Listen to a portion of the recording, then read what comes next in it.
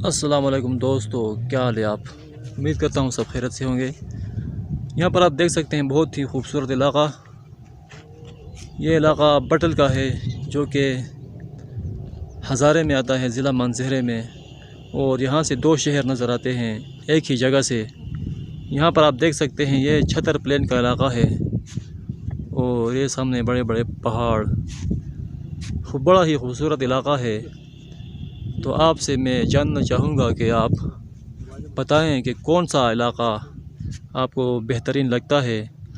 ये सामने इलाका जो नज़र आता है ये छतर प्लेन का इलाका है और ये सामने जो पहाड़ी नज़र आती है, जो टावर नज़र आते हैं, इसे बोलते हैं छतर प्लेन टॉप।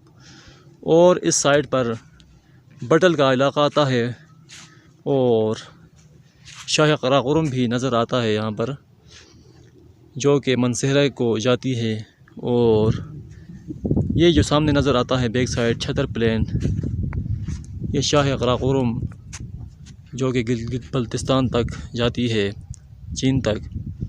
तो आप कमेंट में ज़रूर बताइएगा कि कौन सा इलाका आपको अच्छा लगा है और अगर आप आना चाहेंगे तो कौन से इलाके को विज़िट करेंगे।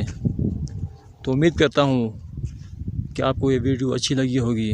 अगर वीडियो अच्छी लगी है तो इस वीडियो को ज़रूर लाइक करें और हमारे चैनल को ज़रूर सब्सक्राइब करें। मिलते हैं किसी नई अच्छी वीडियो में, तब तक के लिए अल्लाह हाफिज़।